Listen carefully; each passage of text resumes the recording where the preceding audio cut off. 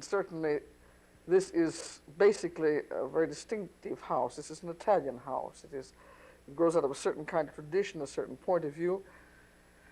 And my entire background is quite different from this. But it's been a great deal of fun and excitement to come here, and really very touching to know how hard everyone has worked to try to do the kind of mignon we'd like to have. The work itself is interesting, I think, primarily from the psychology of Mignon, the fact that as a very small child, she had a terrible fright. She was kidnapped, and the man who kidnapped her and beat her rather unmercifully made her swear that she would never tell that he had mistreated her so badly, and she made a pact with the Virgin that she was a very religious little girl, that if she could escape this man, she would never tell. And this is the thing which preys on her mind, and throughout the opera, I don't know that there's anything very different in the way I approach it than other people.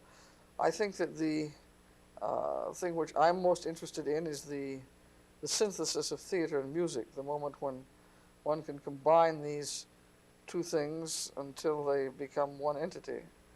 And the relationship between the way people act, the way they move, and the general character of the music and the general dramatic situation. It's that synthesis that I'm interested in. But I don't think that that's particularly unusual. I think most people in opera are. I think the Dallas Civic Opera is a remarkable institution, and the greatest heritage that Larry Kelly left is not necessarily the performances of the past, but rather the remarkable company which he built here.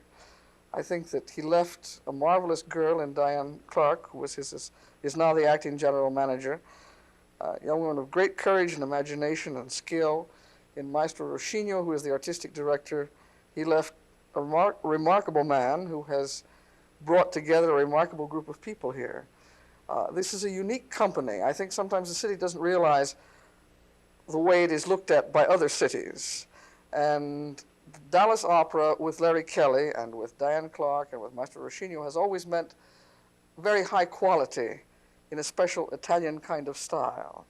I hope very much that this can be maintained. It could be destroyed very easily, and I think that what Larry Kelly brought to Dallas and built is quite a remarkable thing.